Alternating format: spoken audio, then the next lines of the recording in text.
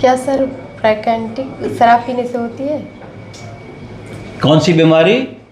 Pancreatitis. Pancreatitis कहना चाहती है मैडम। क्या कहना चाहती है? फिर से बोलिए। पैंक्रियाटिस। पैंक्रिएटाइटिस। पैंक्रिएटाइटिस। फिर से बोलिए। सब लोग मिलके बोलें। पैंक्रिएटाइटिस। हाँ जी, अब पैंक्रिएटाइटिस के बारे में बात करेंगे कि होता क्या है। पैंक्रिएटाइटिस का मतलब है इन्फ्लेमेशन ऑफ द पैंक्रियाज। क्या मतलब है? Inflammation of the pancreas. Pancreas है क्या मर्ज? ये बताइए। पैंक्रियाज एक ग्लैंड है जो कहां होता है? पेट के पीछे पाया जाता है। कहां पाया जाता है? पेट के पिछले हिस्से में पाया जाता है। ये क्या प्रोड्यूस करता है? डाइजेस्टिव एंजाइम्स प्रोड्यूस करता है। ऐसी एंजाइम्स बनाता है जो पाचन क्रिया में मददगार होती हैं, और एक हार्मोन भी बनाता है जो बहुत जरूरी होता है। कौन सा हार्मोन बनाता है पैंक्रियाज? इंसुलिन। इंसुलिन बनाता है पैंक्रियाज। बीटा सेल्स के होते हैं उसके अंदर, और आइलेट ऑफ लैंगरेंज वो मिलके इंसुलिन बनाते हैं। तो पैंक्रिया के दो काम हुए। एक तो पेट के पीछे होता है, पाचन क्रिया के लिए डाइजेस्टिव एंजाइम्स बनाता है, और क्या करता है? और एक हार्मोन बनाता है जो इंसुलिन होती है, जो शरीर में शुगर को कंट्रोल रखने में मददगार होता है। अब पैंक्रिएटाइटिस होती क्यों है मैडम पूछना चाहती हैं, क्या ये शराब पीने से होती है? तो जनरली पैंक्रिएटाइटिस के दो कारण हैं। पहला, गाल ब्लैडर में अगर स्टोन है और आप उनको अनट्रीटेड छोड़ देते हैं तो कई बार वो स्टोन की छोटी बालू रेत बाइल डक्ट के थ्रू पास होती रहती है और पैंक्रिएटाइटिस करती है। क्या करती है? पैंक्रिएटाइटिस पैंक्रियाज को इरिटेट करती रहती है और उनमें इन्फ्लेमेशन होता रहता है। दूसरा क्या कारण है? Heavy alcohol use. अगर कस के आदमी शराब पी रहा है और बेकंट्रोल पी रहा है, और थोड़ा थोड़ा नहीं कि वो आधा पैक एक पैक पी लिया, प्रतिदिन वो आधा क्वार्टर एक क्वार्टर वाला आदमी है, तो जरूर उस व्यक्ति में पैंक्रिएटाइटिस हो जाएगी।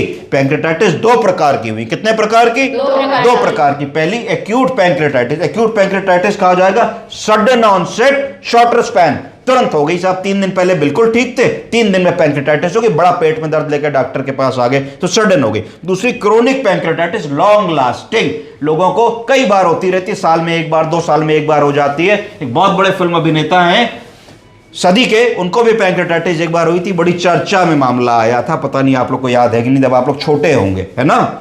सिम्टम्स क्या होंगे जब मरीज आएगा पैंक्रिएटाइटिस का? तो क्या लक्षण बताएगा? पहला लक्षण बताएगा अपर एब्डामेन में पेन, बहुत कस के पेट में दर्द लेके आएगा, कहेगा दर्द की दवाओं से डॉक्टर साहब फायदा नहीं हो रहा है। मे स्प्रेड टू द बैक, और ये अपर एब्डामेन से बैक की तरफ दर्द जाने लगेगा। नॉजिया, वॉमिटिंग, उल्टी मछली की बात बताने लगेगा। डायरिया बताएगा कि पेट ज्यादा साफ हो रहा है, पतली लैट्रिन हो रही है। कुछ लोग ये भी बता सकते खाना कम हो गया, वजन कम हो गया, कमजोरी हो गई, और ग्रीसी स्टूल्स हो रहे, चिकनी पॉटी हो रही है, पैर में चिपक जाती है, फ्लश करो तो ठीक से फ्लश नहीं होती। तो इस तरीके के सिम्टम्स में से अगर कोई भी आदमी बता रहा है तो दिमाग जाना चाहिए कि वो पैंक्रिएटाइटिस की बात तो नहीं बता रहा हम लोगों को। इलाज क्या करेंगे? इलाज करने के लिए आपको उसको भर्ती करने की सलाह देनी होगी, आपको उसको सॉफ्ट फूड या नील ओरली खाने की सलाह देनी होगी, आईवी लाइन लगा के आईवी फ्लूइड देने की सलाह देनी होगी, पेन रिलीफ करना होगा, डाइटरी मॉडिफिकेशंस तुरंत बताने होंगे, भाई ये खाओगे, ये नहीं खाओगे, शराब बिल्कुल छोड़ दोगे, तला भुना बिल्कुल नहीं खाओगे, इत्यादि इत्यादि।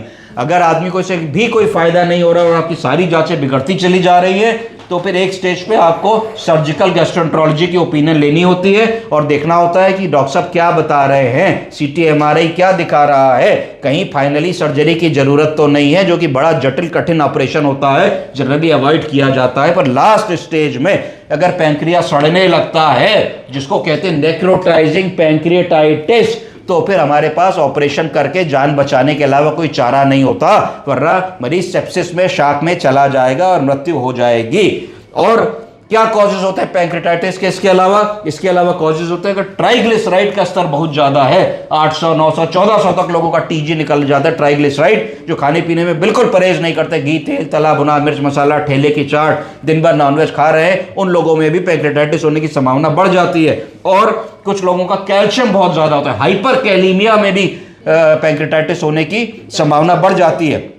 कुछ दवाएं भी पैंक्रेटाइटिस करती है। कौन सी कॉमन दवाएं? जैसे एंटीबायोटिक, हम लोग दिन भर मरीजों को लिखते हैं, कुछ एंटीबायोटिक का साइड इफेक्ट होता है, पैंक्रेटाइटिस करती है। कुछ स्टेरॉइड्स करते हैं, कुछ ब्लड प्रेशर की भी ऐसी दवाएं आती हैं जो पैंक्रेटाइटिस करती है। हम इनके बारे में समझेंगे कि कौन सी दवाएं।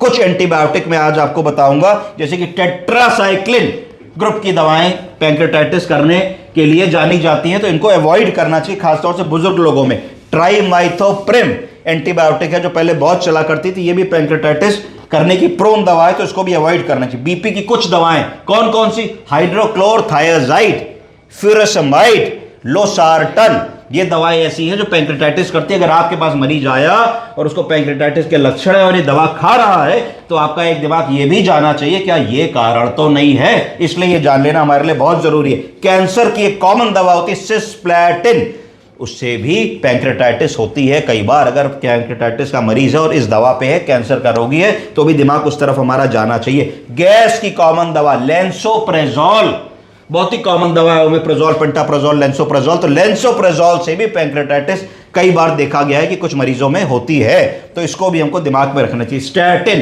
कोलेस्ट्रॉल कम करने की दवा, हर आदमी दिन रात लिखता है, दिन रात खाता है, तो एक होती है दवा सिम्वास्टैटिन। तो सिम्वास्टैटिन एटोरवास्टैटिन का भाई बहन टाइप का हुआ, इससे भी पैंक्रेटाइटिस देखा गया है कि कई लोगों को होता है, तो इसको हमें देखना पड़ेगा। ठीक है, अब डायग्नोज कैसे करोगे? आप बैठी हो, आपके पास रात में 2 बजे मरीज आया, तो आपको कैसे बताओगे कि पैंक्रेटाइटिस निकला? बताओ। चेक करेंगे तभी। चेक करोगी क्या? कैसे करोगी?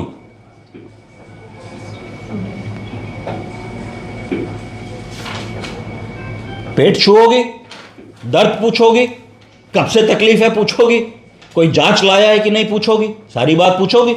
हिस्ट्री लोगी, शराब पीता है कि नहीं, तब बताओगी। तो टेस्ट क्या कराएंगे जिससे पता लगेगा? तो पहले तो लक्षण, पेट में दर्द वाला मरीज लेकर के आएगा। दूसरा, खून की 2 जांचें हैं जो करानी पड़ेगी जिनसे पता लगेगा कि इसको पैंक्रेटाइटिस है। कौन सी 2 जांचें हैं बताओ? सीरम एमाइलेज और सीरम लाइपेज। कौन सी 2 जांचें? सीरम एमाइलेज और लाइपेज। सट से कराओगे, बढ़ी आएंगे। अब बढ़ी आने का फार्मूला समझो क्या है? हम पैंक्रेटाइटिस की जांच तब बताएंगे जब वो अपनी हाईएस्ट वैल्यू से 3 गुनी होगी। कितनी होगी? 3 गुनी। कि अगर मान लो 60 तक होनी चाहिए, तो 60 या 180, अगर 180 के ऊपर आएगी तब हम कहेंगे हाँ भाई पैंक्रेटाइटिस कंफर्म है इस आदमी को या औरत को, एमाइलेज और लाइपेज भी बढ़ा आ गया है।